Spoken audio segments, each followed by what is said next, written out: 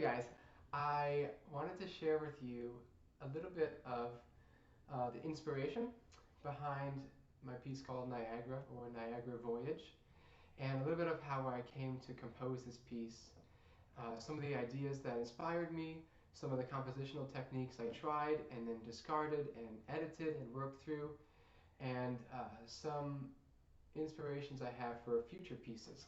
So let me go ahead and just play it first. Tempo on the page, I put 144 because composers are sometimes famous or infamous for putting tempos on the page that are crazy fast. So I think I'll play it more like 132. Here we go.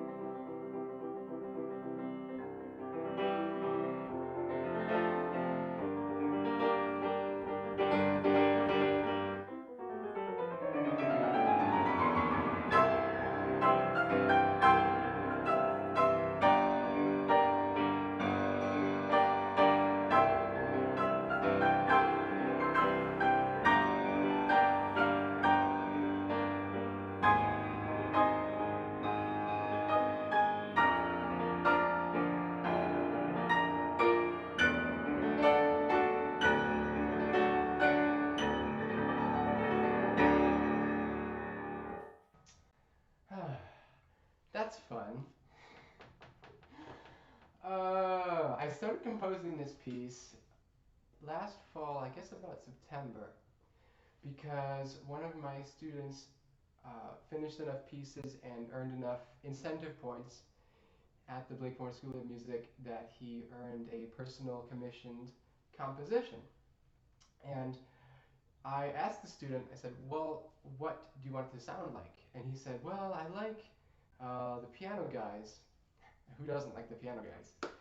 And so he showed me this piece called Waterfall, and I should have practiced this piece as well. That would be a good thing to do for all of you aspiring YouTubers.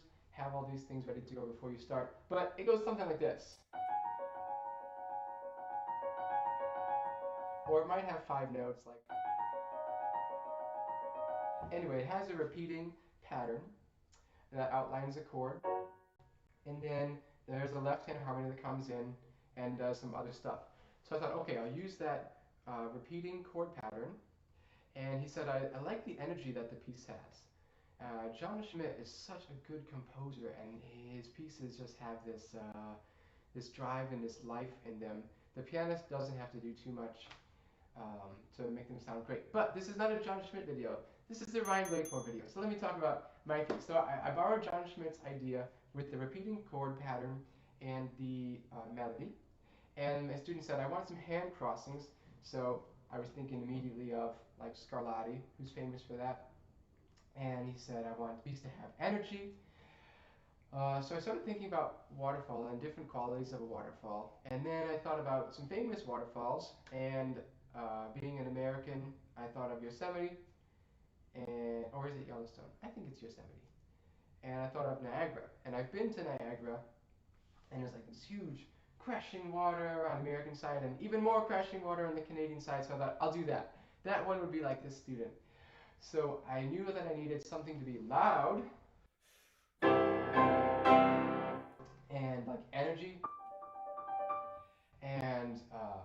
crossings. So I thought of using triplets instead of eighth notes or like pairs and duple rhythm, because there's something about a triplet rhythm that just gets the body moving. Like, or the really famous piece. You hear that right away, and you're like snapping and tapping your foot, and like Jack Sparrow for the win. So I'm using triplets, I'm using chords, and I wanted to have not too many black keys because with all the hand crossings, it's nice to have a wide surface to land on. So I have Niagara, lots of water, and I thought maybe I could do the waterfall and the river. So I wanted to have something in the beginning that sounds like exciting and like you're going on a voyage on the river. So I have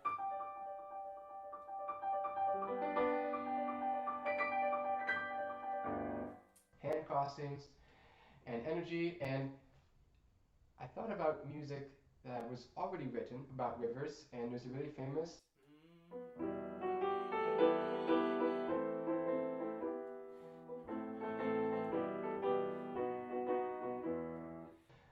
and then there's of course, and I thought, I'll do that one.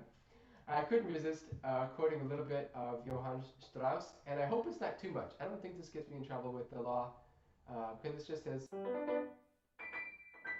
So I did that over and over, and I changed the motive a little bit. I did the triplet again, but I wanted to have a new harmony come in, so I brought in the C major chord, and I just kept this going. And then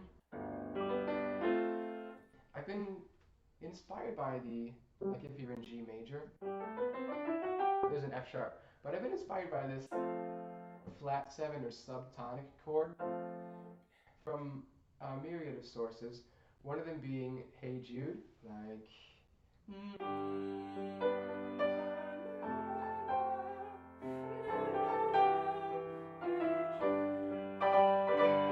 and another one being my pastor at my church, who would always put this progression in his music. He'd be like, when he would write a song, I thought, he likes it, Paul McCartney likes it, it's probably a good idea. And I also heard that scale degree in the Man from Snowy River soundtrack. And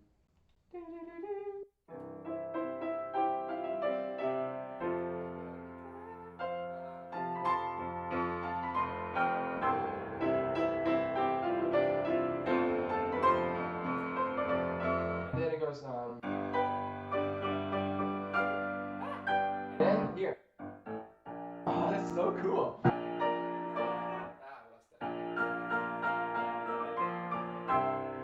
And it goes on and on and on. But if that's not cool to you, you should probably just stop watching this video right now. Maybe it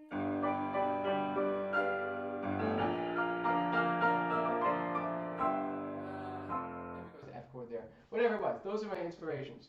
So Pastor Jack, Paul McCartney, and Man from Snowy River. Thank you, all of you, for that idea. So I wanted to have patterns, triplets, hand crossings, and I like to hear the overtone series, the little bit I know about it. And I thought of this Wedding Day at Trollhagen piece.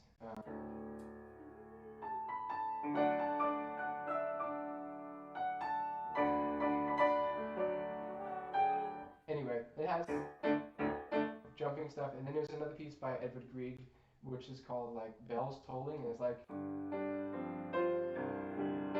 all these open fifths. So I was using that idea with these open fifths.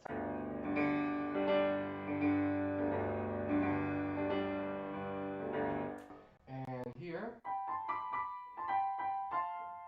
I wanted to use the G chord, and then the F chord, and then the C chord, and then the G chord. There's that Paul McCartney, Pastor Jack thing again. I did that a couple of times, and my student, I wanted to tailor this piece to him, his strengths, and also, don't tell him I said this, but his weaknesses. And every student who studies classical music eventually encounters 2 against 3 rhythms.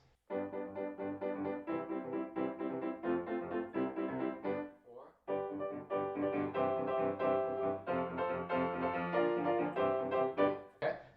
those in there just to add a little bit of an extra challenge because I wanted him to learn 2 against 3 anyway. In case he does Debussy's like arabesque.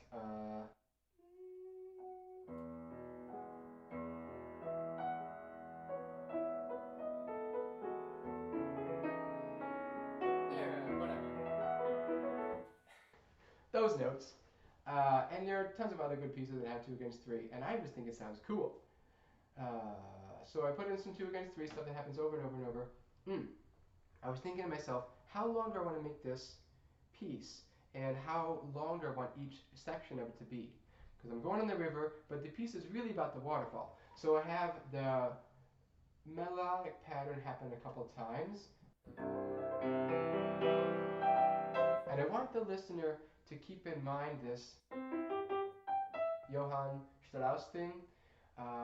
Number one, so they can chuckle and say, oh, he's so clever, or maybe, oof, he's not so clever. But I wanted to tie that into the end and keep bringing back and forth, back and forth. But before a waterfall, most of the time, there is like rapids, or the current picks up, or there's churning water or something. So here is my idea of murmuring, churning water, because they're not just smooth sailing anymore.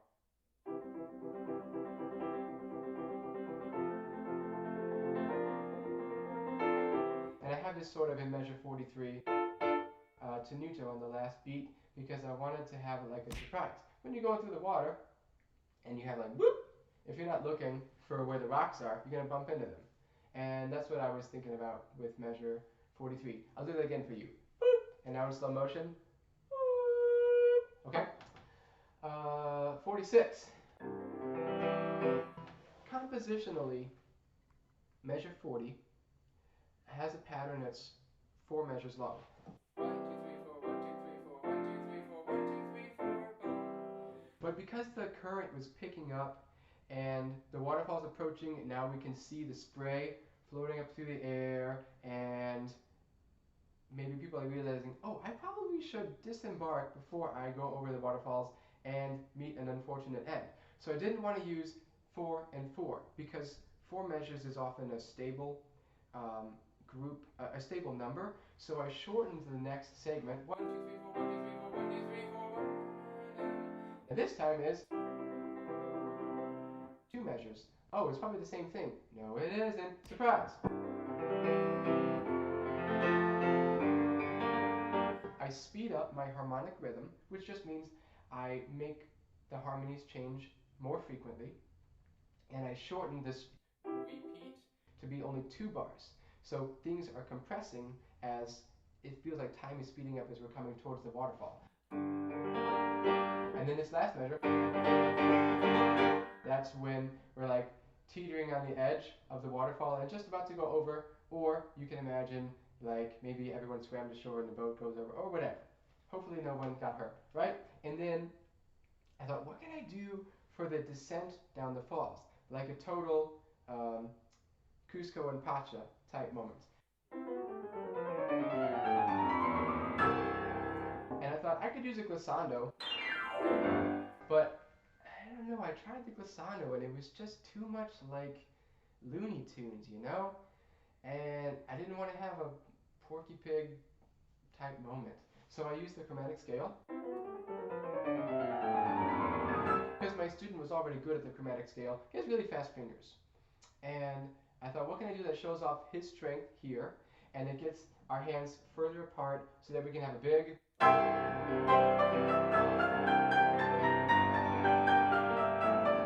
Okay, so I did the chromatic scale in contrary motion, which just means the hands go apart.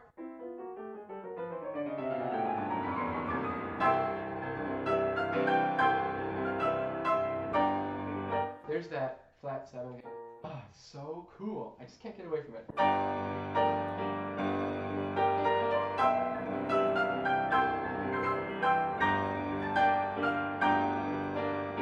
And if you've ever played Super Mario, the original one, which is the best, you have this like...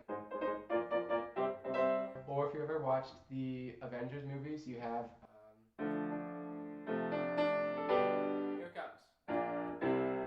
So there's that epic kind of ending that people are used to now over the past 10 years. or in C major it would be, and I wanted to use some of that, but I didn't want it to be exactly like Super Mario because then I knew I couldn't play it with a straight face. So I did a little bit of A flat major and then a little B flat major.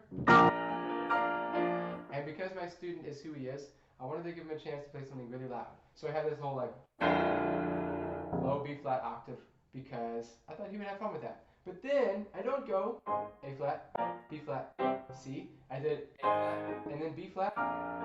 And I thought Mozart is one composer who does these really bright, really rejoicing type music in D major. And Beethoven also.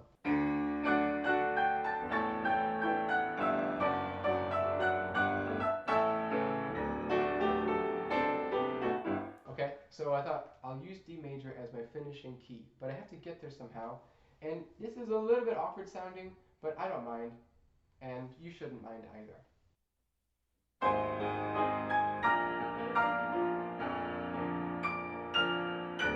So I just kind of tried to move up with various intervals to a D major chord, and I'm not super in love with this.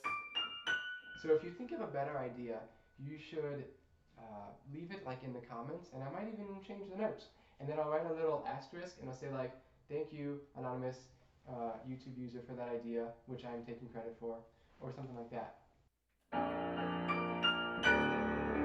And here at the end, I wanted to channel a little bit of the Tchaikovsky.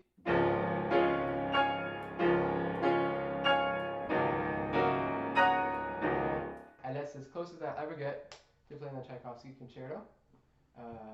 So I have these chords.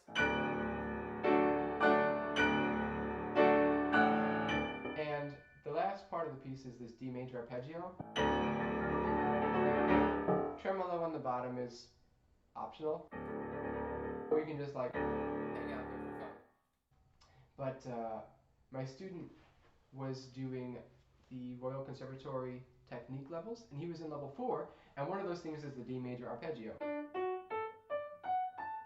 Whew! I got all the right keys. Okay, so I thought I'll use this, which is something that he's already practicing, but I'll use it in the inversion and fingering pattern that I like, which is starting on A with finger 1, and going 1 and 2 and 4. I think that fits my hand better. Otherwise, I get like this hand, which looks like I'm saying you're a loser to the piano as I play it. I don't like that. I don't want the piano to be a loser. Okay, so the end of the piece. And that's it. That's how I came to compose Niagara. Is there anything else I wanted to share with you?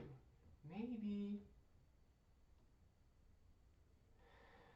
yeah, the Italian words in the piece. I decided to use some Italian words because most of the students who can play music at this level are probably entering some Beethoven repertoire or some other, who might they play? Some Grieg. Maybe they've already done the Years of Pilgrimage piece by Liszt. Maybe they've done some Chopin nocturnes. And I think they should start to memorize some of the music language, which is mostly in Italian.